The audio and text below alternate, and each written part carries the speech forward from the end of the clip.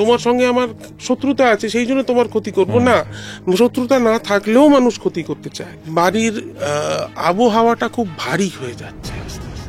যে যারা নিম্নমানের তন্ত্র করে তাদেরকে ঈশ্বর পছন্দ করেন না, করেন। দরজা খুলে দেখলে পেলেন একটা লেবু পড়ে আছে, ওরা ওকে ছাদের মধ্যে চুপচুপে ভিজে অবস্থায় অজ্ঞান অবস্থায় পেয়েছে। আমি দেখেছি যে ভক্ত হয় তার উপর ব্ল্যাক ম্যাজিকটা হলেও কেটে চলে যায়। ঠিক কথা। হাওয়াটা আমাকে কনস্ট্যান্টলি এমনভাবে ঠেলছে যে আমি ছাদের এন্ড পয়েন্টের দিকে চলে যাচ্ছি যেখানে পাঁচিলটা আছে। কোনো ইচ্ছে পূরণ হচ্ছে না, ব্রহ্মদত্তের সাধনা।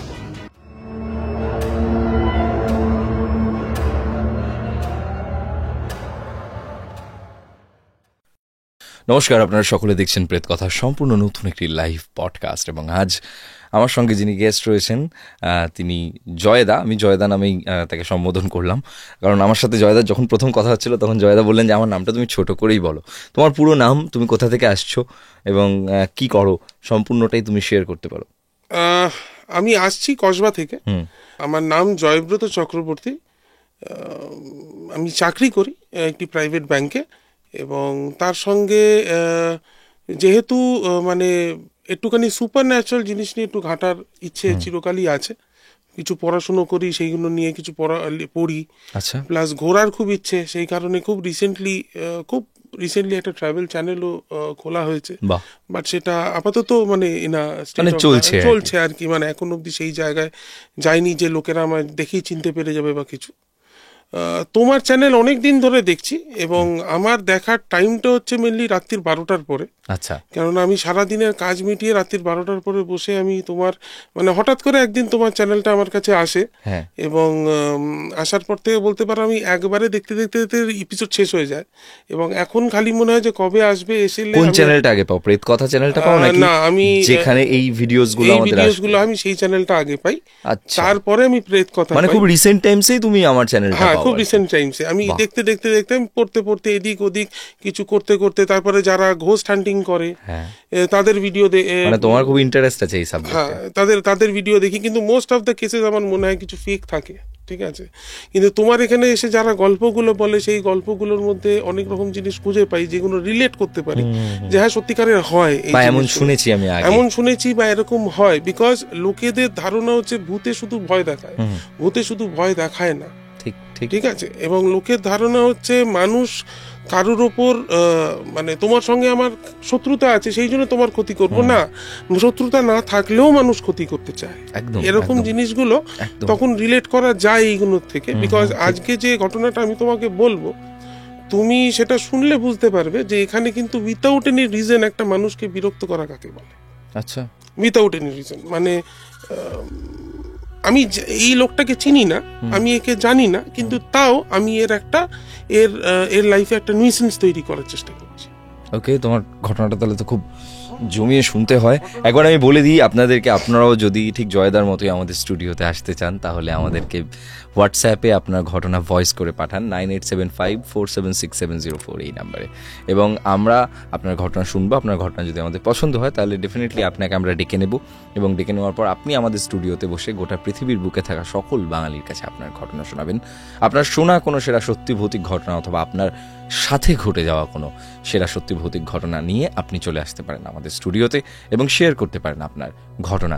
আমি চলে যাই তোমার কাছে, তার আগে বলে দিই যে সাবস্ক্রাইব করতে ভুলবেন না। এটা আমি বারবারই ভুলে যাই বলতে, কিন্তু ন্যাচারালি ইউটিউবাররা আমরা সবসময় বলি সাবস্ক্রাইব করার কথা, কিন্তু এখন যেহেতু শো ফরম্যাটে চলে এসছে এখন বলতে ভুলে যাই বহু সময়। তাও আপনারা সাবস্ক্রাইব করে দেবেন এবং ঘন্টাটা বাজিয়ে দেবেন আর কি, নোটিফিকেশন বেল যেটা রয়েছে। সত্যি গল্পগুলো খুব ভালো হয়, নোটিফিকেশন বেল না বাজানোর কিছু নেই, শুনতে ভালো লাগে। আমি রাতের 1টা-1:30 অবধি বসে বসে এই গল্পগুলো শুনি, একটা অন্য জগতের মধ্যে একটা জিনিস শোনা, জিনিসটা ফিল করা যে সেই মানুষগুলোর উপর দিয়ে কি জিনিসটা গেছে। হ্যাঁ, মানে তোমার ঘটনাটা কোত্থেকে শুরু হচ্ছে? এটা কি তোমার সাথে ঘটেছে? ঘটনা বলার আগে আমি তোমার জন্য এবং তোমার স্টুডিওর লোকেদের জন্য একটা জিনিস এনেছি। এটা হচ্ছে আমি যাকে সব থেকে বেশি মানি, শিরডি সাই বাবার বিভূতি। তোমরা এই প্রেত নিয়ে আলোচনা করো, তো আমার মনে হলো যে তোমার জন্য এটা এনে দেওয়া উচিত। বিকজ আমি ওনাকে মানি, এটা রেখে দেবে। বেশ, হ্যাঁ, এটা আমাদের কাছে মহাঔষধি শুধু নয়, এটা আমাদের কাছে শুধু আমাদের সাথে রাখতে হবে। সাথে রাখো।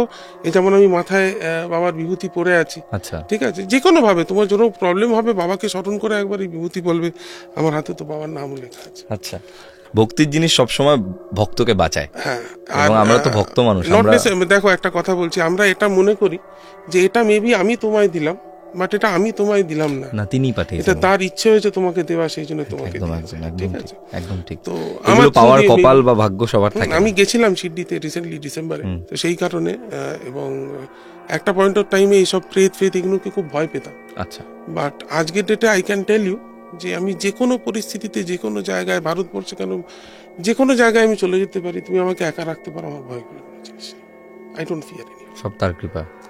ওই যতদিন আছে আমার সঙ্গে, কারোর কিছু করার ক্ষমতা নেই। বেশ, ইনফ্যাক্ট আই হ্যাভ সিন যেখানে লোকেরা বলে যে ব্ল্যাক ম্যাজিক হয় না, যে আমার উপর ব্ল্যাক ম্যাজিক করেছে বা কিছু, আমি দেখেছি যে ভক্ত হয় তার উপর ব্ল্যাক ম্যাজিকটা হলেও কেটে চলে যায়, কেটে চলে যায়, ঠিক কথা, ঠিক আছে, কেটে চলে যায়। ঠিক। তো এনিওয়ে, আমি গল্পে চলে আসি। বলো, ঘটনাটা বলো তোমার। ঘটনাটা আজকের নয়, বেশ কিছু বছর আগের, এবং ঘটনাটা ঘটেছিল আমার দিদির খুব পরিচিত একজনের সঙ্গে, এবং তাদেরকে আমিও চিনি, এখনো চিনি বলতে গেলে।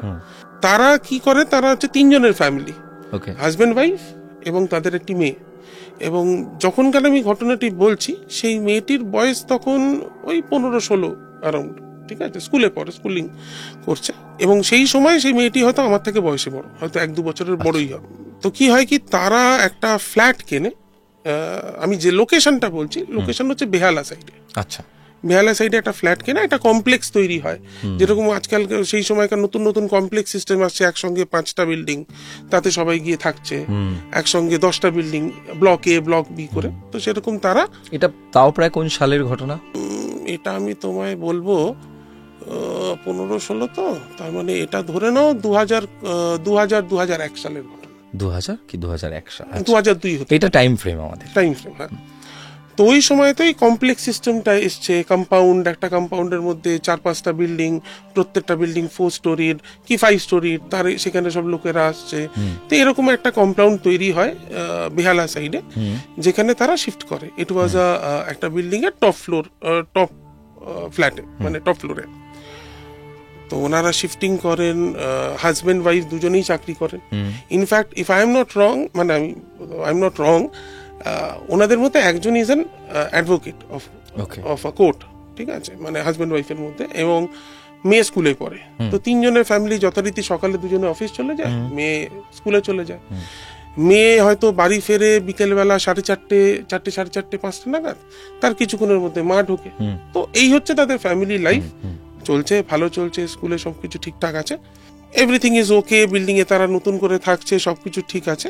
হঠাৎ করে একদিন তাদের বাড়িতে, তাদেরই যে বিল্ডিং, সেই বিল্ডিং এর নিচের ফ্লোরে, নিচের মানে একদম নিচে নয়, হয়তো 2nd ফ্লোর বা 1st ফ্লোরের একজন মহিলা, উনি একাই থাকতেন, উইডো, যে ওনারা নতুন এসছেন, তো আলাপ করতে যেরকম লোকেরা যায়, তো ওনারাও ওনাকে গ্রিট করেন। তো উনি ভেতরে ঢোকেন, ঢুকে অনেকক্ষণ খোঁজ গল্প করেন, গল্প গুজব করে টোরে সমস্ত কিছু করে, বাড়ি টাড়ি দেখে, বাচ্চা মেয়েটাকে দেখে, তার সঙ্গে যেরকম লোকেরা করে আর কি, একটা বাচ্চা মেয়ে বাড়িতে থাকলে কি নাম ফাম জিজ্ঞেস করে নিয়ে উনি চলে যান। আচ্ছা, ঘটনার সূত্রপাত হয় এরপর থেকে, আফটার দিস।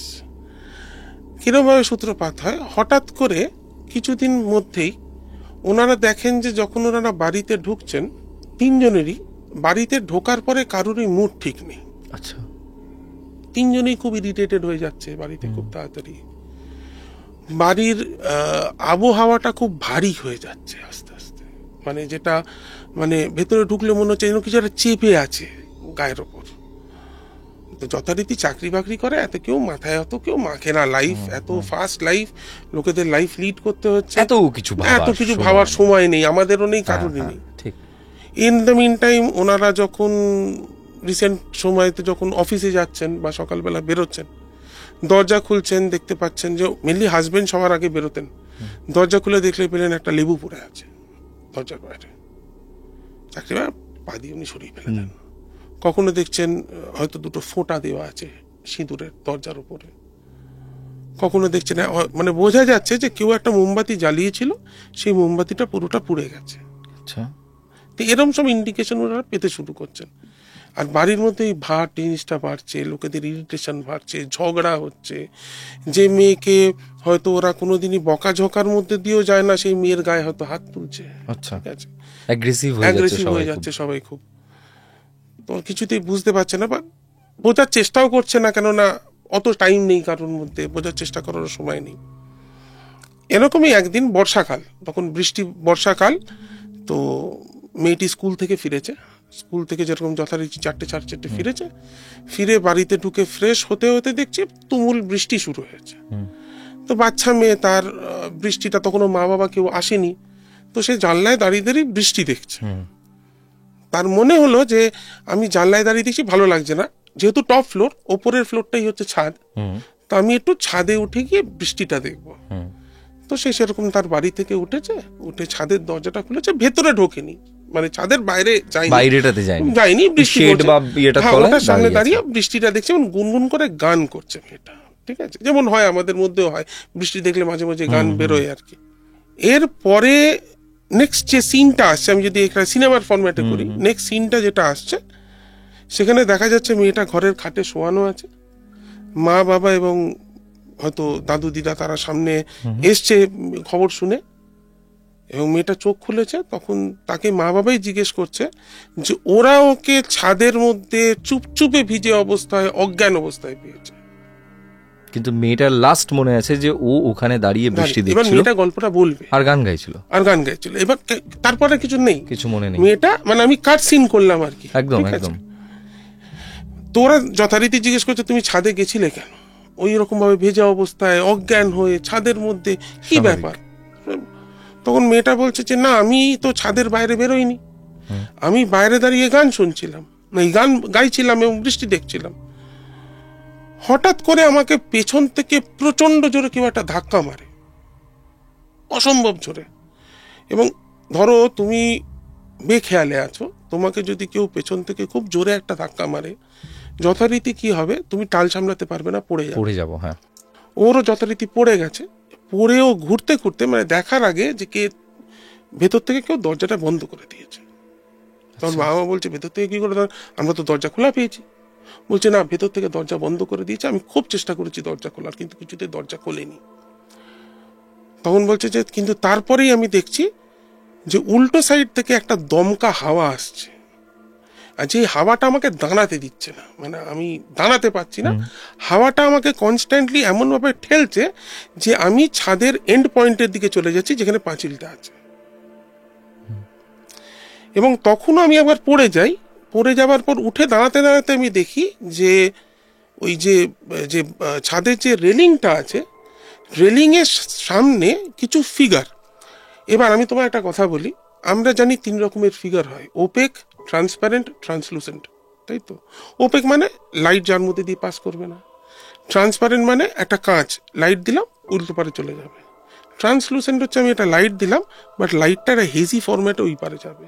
বলছে দোজ ওয়্যার ট্রান্সলুসেন্ট ফিগার্স বা ট্রান্সলুসেন্ট ফিগার্স। অনেক রকম কাঁচ হয় না, ঘষা কাঁচ, but all are human figures, all are male figures. কি করে বুঝলো মেল ফিগার্স?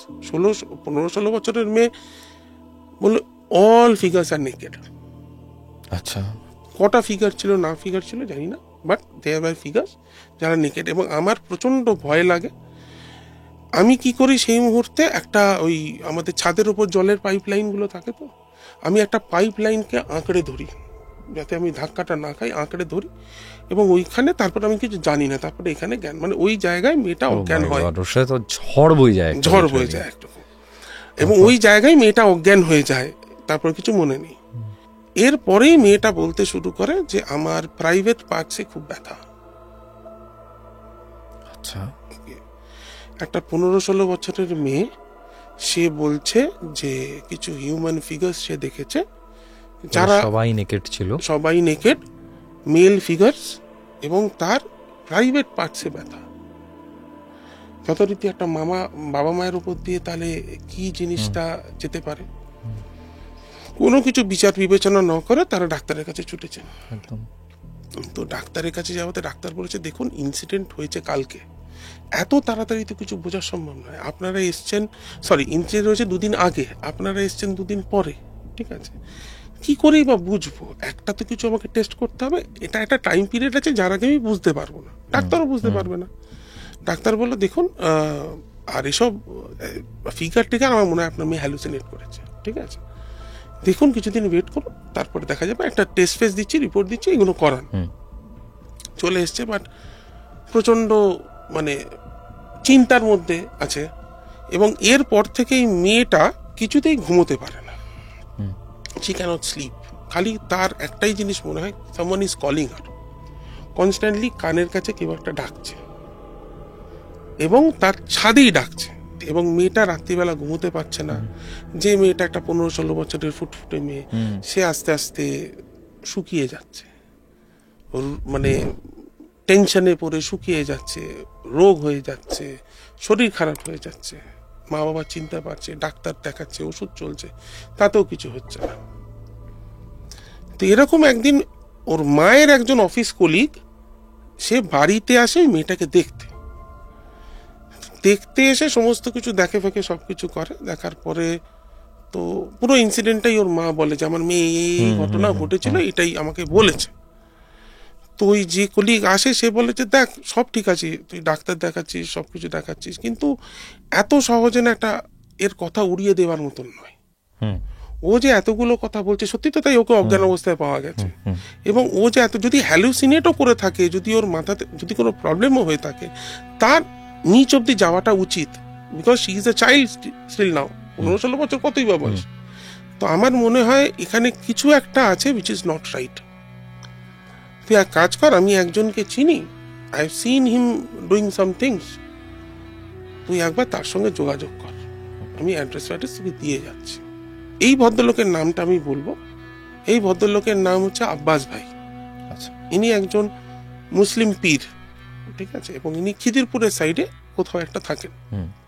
বললো ওনার সঙ্গে যোগাযোগ কর, যা, উনি একজন খিদিরপুরের ওখানে কোনো একটা মসজিদের মধ্যে উনি থাকেন, আব্বাস ভাই। ওনার সেই সময় একটু বয়স্ক, মানে আব্বাস ভাই বলেই সবাই ডাকে, বাট ওনার একটু বয়স্ক, মানে ইজ অ্যারাউন্ড 50-55 এজ। এই কথা শুনে তো উনি ওনার হাজবেন্ডকেও বলেন। তো একদিন ওনারা দুজনে মিলে যান আব্বাস ভাইয়ের ওই মসজিদে খুঁজতে, বলছে খুব অ্যাস্টনিশিং জিনিস, ওই মসজিদে ওরা ঢুকেছেন, ঢুকে আব্বাস ভাইয়ের কথা জিজ্ঞেস করেছেন, তো ওরাদের দেখিয়ে দিয়েছেন যে আব্বাস ভাই কোথায় আছেন না আছেন। ওরা গেছে আব্বাস ভাইয়ের কাছে, আব্বাস ভাইয়ের ঘরে যখন ঢুকছে, আব্বাস ভাই বসেছিলেন, ওনারা ঢুকতেই ওনাদের দিকে তাকিয়ে শুধু বললেন, বেটি কো পরেশান কর রা হ্যায়, হাম আয়েঙ্গে কাল। একদম ইনস্ট্যান্ট।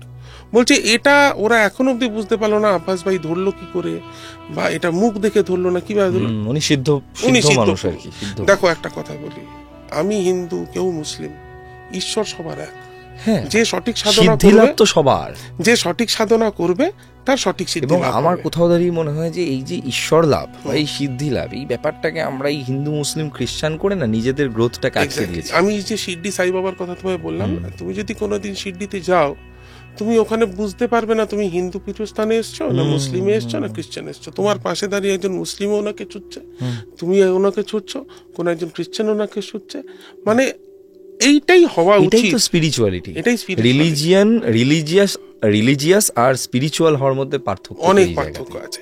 জিনিসটা যেটা সাই বাবা বলতেন, সবকা মালিক এক। তুমি যদি আজকে কোনো শিখদের যদি কোনো গান শোনো, অনেক সিনেমাতে চলে এক ওমকার, তো একটাই কিন্তু, ঠিক আছে। এবং উনি সিদ্ধ, মানে আব্বাস ভাই সিদ্ধ পুরুষই ছিলেন, নইলে এইভাবে ধরা যায় না। তো পরের দিন আব্বাস ভাই ওনার 2 চেলাকে নিয়ে ওদের বাড়িতে যান। বাড়িতে উনি ঢোকেন, ঢোকার সময় দরজা চৌকাটে একবার দাঁড়িয়ে যান, দাঁড়িয়ে গিয়ে উনি বাড়িতে যে কটা স্টেপ ফেলেন, প্রথম কথা তো উনি কালমা পড়তে শুরু করেন, ওনাদের যে কালমা যেটা থাকে পড়তে শুরু করেন, এবং প্রত্যেকটা স্টেপে একটা করে করতে আরম্ভ করে। প্রত্যেকটা স্টেপে মেয়ের ঘরে যায়, মেয়ের মাথায় হাত দেয়, মেয়ে ওনার দিকে তাকায়, এবং মেয়ের মজার ব্যাপার, ওনার দিকে তাকানোর পরে মেয়ের চোখটা যেন একটা কেমন ভাব এসছিল।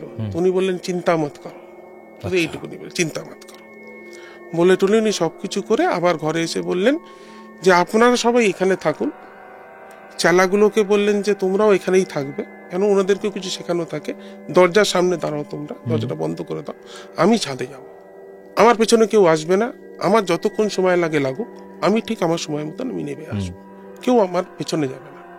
ভালো কথা। উনি ছাদে চলে গেলেন।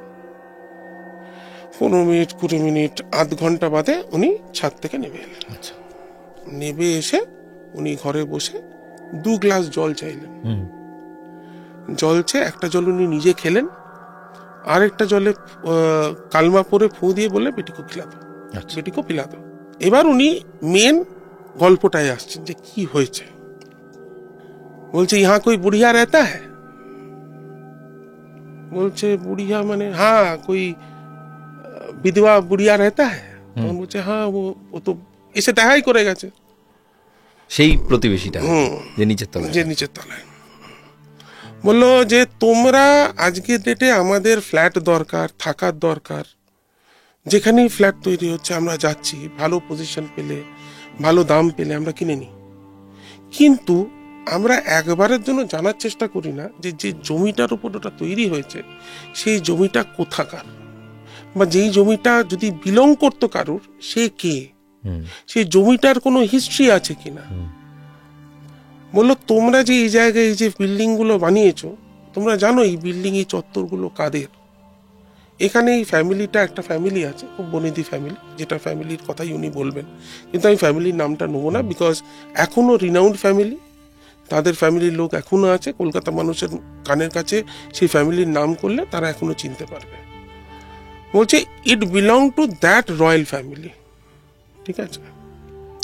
তাদের বাড়ি যেখানে ছিল, তাদের বাড়ির পেছনে ঝোপঝাড় জঙ্গল ছিল এটা। বললো দেখো রাজারা বা জমিদাররা এরা সেই সময় অনেক বিয়ে করত, ছোট ছোট বাচ্চা বাচ্চা মেয়েদেরকে বিয়ে করতো, 14 বছর 15 বছর 16 বছর মেয়েদেরকে বিয়ে করতো, বিয়ে করে কিছুদিন তাদের সঙ্গে কাটানোর পর আবার বিয়ে করতো। এই বউগুলো আর নেগলেক্টেড, তারা তাদের রাজারা বা জমিদাররা তারা নিজেদের চাহিদাগুলো অনেক জায়গা থেকে পূরণ করে নিত, বাট এদেরকে পর্দানসীন করে রাখতো। এরা না বাইরে কোথাও যেতে পারবে, না কারোর সঙ্গে কথা বলতে পারবে, এমন তো রীতি আছে যে পুজোর সময় নিচেও আসতে পারবে না উপর থেকে, যেরকম আমরা দেখি একটা বনেদি বাড়িতে মেয়েরা উপরে বসে পুজো, সেরকম হয়ে থাকবে।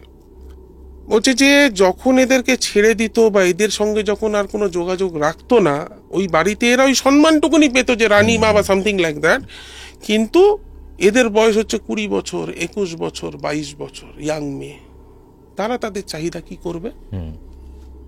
তারা কি করত, তাদের বিশ্বস্ত লোক দিয়ে আশেপাশের গ্রাম থেকে ইয়াং ছেলেদেরকে তুলে আনতো কাজ দেওয়ার লোক। তারা আসতো যে রাজবাড়িতে কাজ করবে। এই ইয়াং ছেলেদেরকে আনার পরে এরা নিজেদের ইচ্ছেগুলো মেটাতো, মেটানোর পরে এবার এদেরকে যদি ছেড়ে দেয় তাহলে তো এরা বাইরে গিয়ে অনেক কথা লড়াতেই পারে, ছেড়ে দিত না, এদেরকে মেরে এই জঙ্গলে পুঁতে দিত। ওকে, ভাবতেই পারিনি ঘটনাটা এরকম দিকে আসবে। এবার এই যে পুঁতে দিল, এই যে স্পিরিট গুলো এরা কোথায় যাবে? এরা এই জঙ্গলেই থাকতো, জঙ্গল থেকে বেরোতো না। একটা জিনিস বুঝতে হবে, এই স্পিরিট গুলো কিন্তু অতৃপ্ত, একদম, বিকজ এদেরও ইচ্ছে পুরো হয়নি।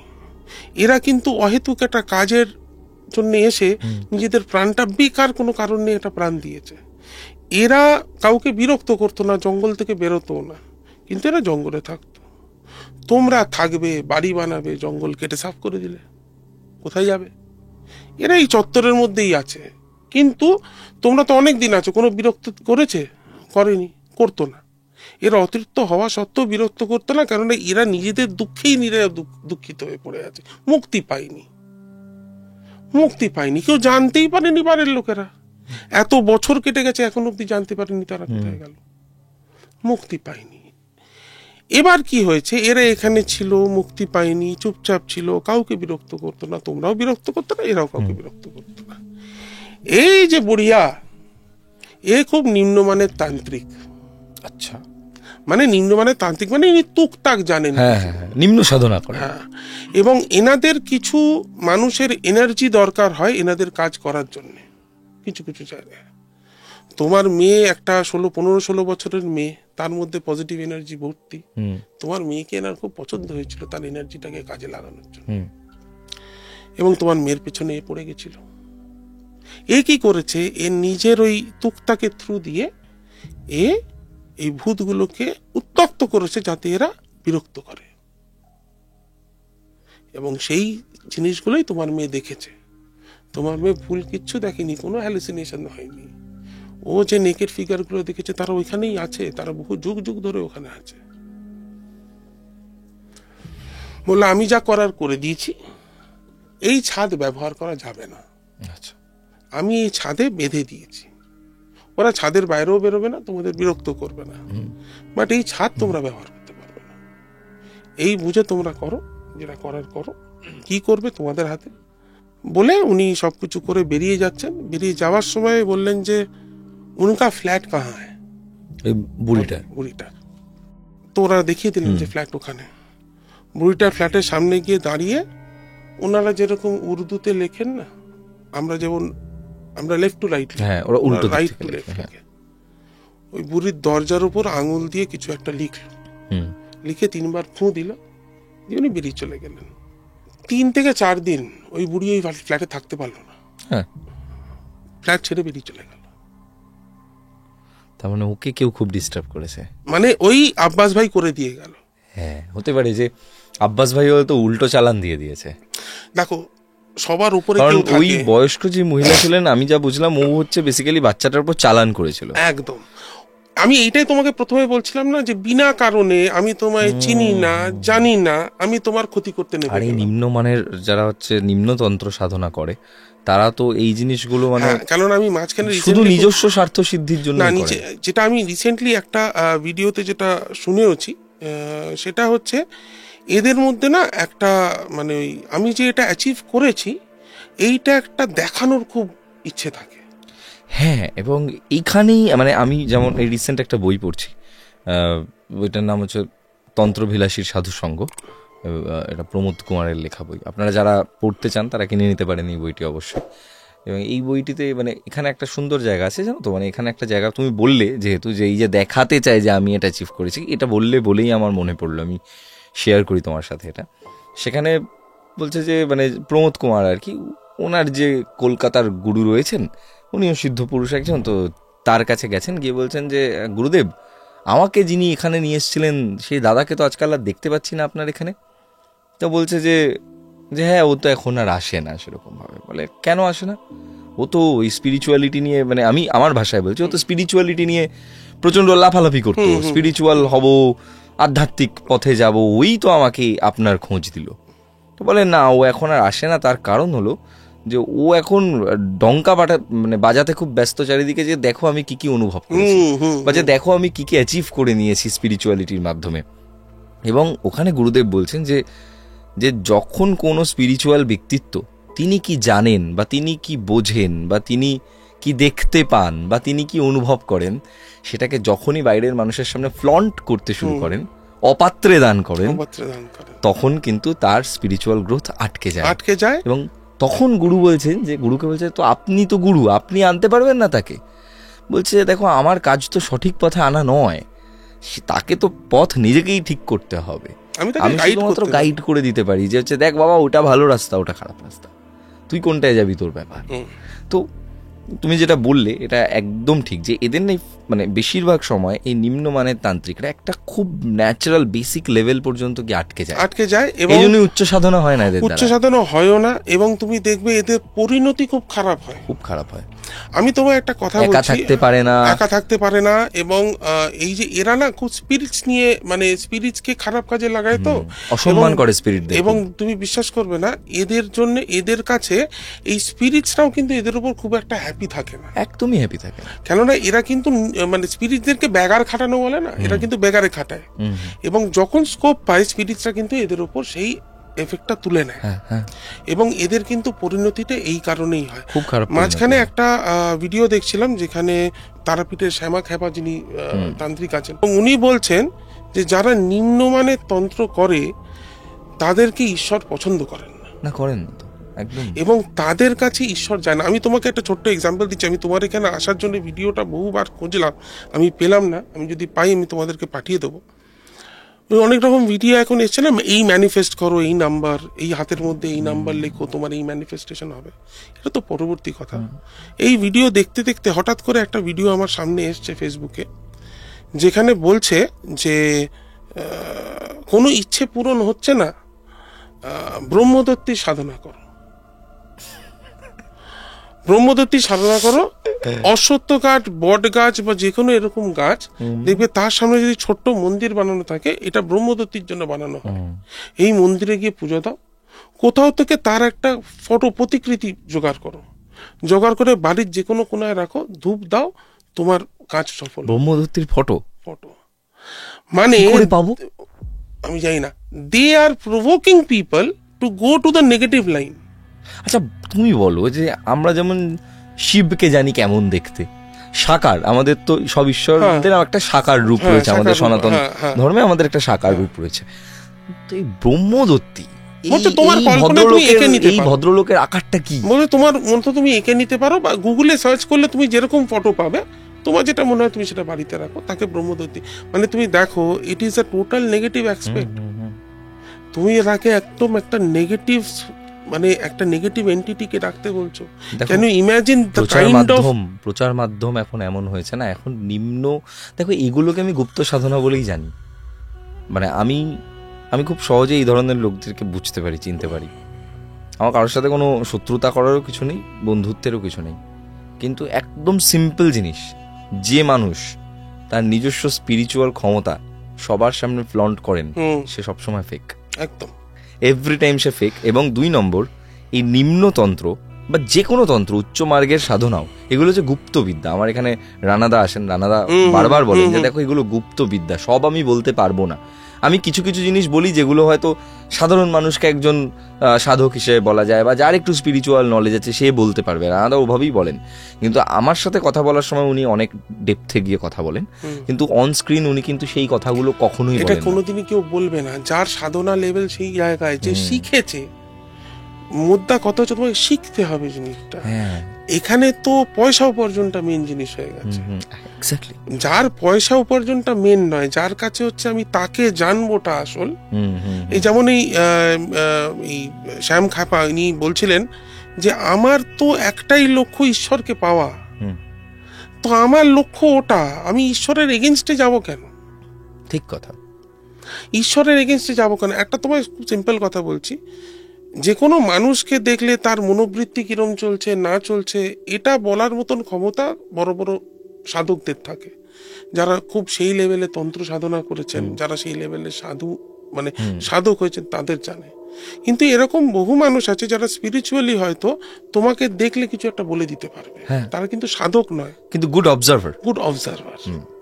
এটা কি তারা কি শিখে না? এইগুলো হচ্ছে ঈশ্বরের ঈশ্বর চাইছে তুমি এটা জানো, এটা তুমি ইন্ডিকেশন বুঝতে হবে একদম। এবং এখান থেকে তুমি তোমার জার্নি শুরু করতে পারো। এবার ব্যাপারটা হচ্ছে, আমি যেটা খেয়াল করে দেখেছি, যতই বড় সাধক হোক বা মানে যত বড় মাপের স্পিরিচুয়াল ব্যক্তিত্ব হন না কেন, সবাই একটা জিনিস একদম কমন, তারা প্রত্যেকের জীবনকে একটা অবজারভেশন হিসেবেই নিয়েছে। এবং একমাত্র কালকেই আমরা রাত্রিবেলাও এটা নিয়ে আলোচনা করছিলাম, আমি এবং আমার স্কুলের সিনিয়র দাদা রয়েছেন, আমরা রাত্রিবেলা করে অনেক সময় আড্ডা মারি। আমরা কালকে এটা নিয়ে বলছিলাম যে জীবন একটা অবজারভেশন, জীবন একটা বোধ, এবং এই বোধ পর্যন্ত, মানে বোধ পর্যন্ত যে যাওয়ার রাস্তাটা, ওই রাস্তাটা হচ্ছে অনুমান। যে এখনো আমরা একটা অনুমান স্তরে আছি, যে আচ্ছা এইটা হলে হয়তো এইটা হতে পারে, এরকম ভাবে ভাবলে হয়তো আমি ঈশ্বর পেতে পারি। এবার ঈশ্বর কে? ঈশ্বর হলো বোধ। ঈশ্বর হলো বোধ। এই বোধকে পাওয়াই তো হচ্ছে আমার জীবনের উদ্দেশ্য। এই বোধের যখন অভাব হয়, তখন এই ধরনের যে ডামাডোলগুলো এখন চারিদিকে সোশ্যাল মিডিয়াতে, সত্যি কথা বলতে গেলে না, আজকের ডেটে মানুষ না এত রেস্টলেস হয়ে গেছে, তাদের যে কোনো কিছু খুব তাড়াতাড়ি দরকার, খুব ফাস্ট। মানে আমি একটা জিনিস চাই, আমার এক্ষুনি চাই, এক্ষুনি চাই, এক্ষুনি কোনো কিছু হয় না। তুমি যদি, আমি জানি না তুমি কোনোদিন গেছো কিনা, যদি কোনোদিন সাই বাবার মন্দিরে যাও, দেখবে সাই বাবার মূর্তির দুপাশে দুটো জিনিস লেখা থাকে, একটা হচ্ছে শ্রদ্ধা, একটা হচ্ছে সবুরি। যদি তুমি কাউকে বিশ্বাস করো, তারপর পূর্ণ শ্রদ্ধা রাখো, আর ওয়েট করো। সবুরি মানে সবুর করো, ওয়েট করো। কোনো কিছুই হাতের নিমেষে হয় না। ঠিক কথা, ঠিক কথা, 100 বার। কোনো কিছুই হাতের নিমেষে হয়। জন্মানোর সময় 9 মাস লেগেছে। হ্যাঁ, তুড়ি মারলে কোনো জিনিস হয় না। তুমি চাইছো তোমার ভাগ্য পরিবর্তন করতে, কিন্তু ভাগ্য পরিবর্তন করতে তোমাকেও মাঠে নামতে হবে, ব্যাটটা হাতে মাঠে নিয়ে পিচে খেলতে হবে। একদম 100%। মানে কর্মই তো আসল।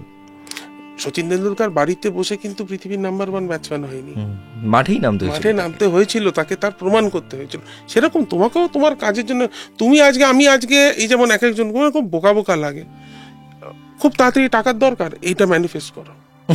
আরে এটা হয়, ইজ ইট পসিবল? লোকেরা করছে আজকাল, দেখছি তারা ম্যানিফেস্ট করে। আর যারা সত্যি প্রকৃত অর্থে ম্যানিফেস্ট করতে জানে না, তারা তোমাকে আগেই বলে দেবে ভাই এটা একদিনে হবে না, এক্স্যাক্টলি সময় লাগবে। তুমি হাতে অ্যাটলিস্ট 2-3 বছর হাতে সময় রাখো যে তুমি ম্যানিফেস্ট অতটাই স্ট্রংলি করছো। আর তোমার ম্যানিফেস্ট মানে কি, তোমার মন মাথা প্রত্যেকটা জিনিস ওইখানে ঢুকবে। তুমি আজকে যদি আমি কাউকে নতুন বলি মেডিটেট করো, সে কনসেন্ট্রেট করতে পারবে? তাহলে সেটাও তো একটা টাইম পিরিয়ড লাগে। একদম 100 বার। ম্যানিফেস্টেশনের প্রচুর গল্প আমি জানি, আমার নিজের জীবনেও ম্যানিফেস্টেশনের অনেক গল্প আছে, আমি সেগুলো পরে কখনো ডেফিনেটলি বলবো। আচ্ছা, তুমি ইউ আর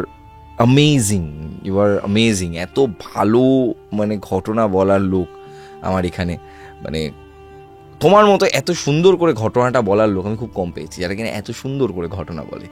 বেশ কিছুজন হাতে গোনা আমার এখানে মানুষজন রয়েছেন, মানে এখনও অনেকের ভিডিও হয়তো আসেনি, তাদের ভিডিও আসবে, তাদের মধ্যেও বেশ কয়েকজন রয়েছেন যারা কিনা মানে খুব ভালো স্টোরি টেলার, এবং তার মধ্যে তুমি একজন, আমি যাকে আজকে দেখলাম যে মানে ইউ আর অ্যামেজিং। এত সুন্দর তুমি ঘটনাটা বললে, আমার শুনতে এত ভালো লাগলো, এবং তোমার সাথে কথা বলে আমার এত ভালো লাগলো যে আমি চাই তুমি আবার এসো, এবং আবার এসে আরো কোনো ঘটনা শেয়ার করো, এবং আমরা একটু আড্ডা মারি, তোমার ঘটনা বলো, এবং আমরা বসে এরকম একটা আড্ডা মারো। আমি ন্যাচারালি এই পডকাস্টে ন্যাচারালি এরকম গল্প করি না, ঘটনা হয়ে গেলে পডকাস্ট শেষ, বাট তোমার সাথে কথা বলতে বলতে আমি অনেক দূর চলে এসেছি আজকে। খুব ভালো লাগলো আজকে তোমাকে এখানে পেয়ে, এবং তুমি আবার এসো। আমাদের অডিয়েন্সটাও আমি শিওর যে মানে এবার তোমাকে পাগল করে দেবে আসার জন্য। আর আজকের মতো এপিসোড তাহলে এখানে শেষ করি। আমি গৌরব আছি আপনাদের সঙ্গে। আজ আমার গেস্ট জয়দা, মানে অসাধারণ স্টোরি টেলার, মানে আজকে আমার মানে ঝুলিতে একজন নতুন স্টোরি টেলারকে আমি পেয়েছি। ক্যামেরার উল্টো দিকে রয়েছে কৌশিক। আজকের মতো এপিসোড এখানে শেষ করছি। আপনিও যদি আমাদের স্টুডিওতে আসতে চান তাহলে অবশ্যই আমাদেরকে হোয়াটসঅ্যাপ করুন 9875476704 এই নাম্বারে, এবং আপনি হোয়াটসঅ্যাপে আপনার ভয়েস করে আমাদেরকে ঘটনা পাঠান, এবং আপনার ঘটনা সিলেক্টেড হলে আমরা আপনাকে ডেকে নেব আমাদের স্টুডিওতে, এবং আপনি গোটা পৃথিবীর সকল বাঙালির কাছে আপনার ঘটনা শেয়ার করবেন। আজকের মতো এপিসোড এখানে শেষ হচ্ছে। লাইক করতে ভুলবেন না, কমেন্ট করতে ভুলবেন না, জানাবেন কেমন লাগলো, সাবস্ক্রাইব করে দেবেন, বেল বাটনে প্রেস করে দেবেন, হ্যান ত্যান যা যা করার আছে সমস্ত কিছু করে আমাদের সাথে থাকুন। হোয়াটসঅ্যাপ চ্যানেল জয়েন করুন, সেই লিঙ্ক দিয়ে দিচ্ছি ডেসক্রিপশন সেকশনে, এবং এখানে গল্প নয় ঘটনা শোনানো হয়।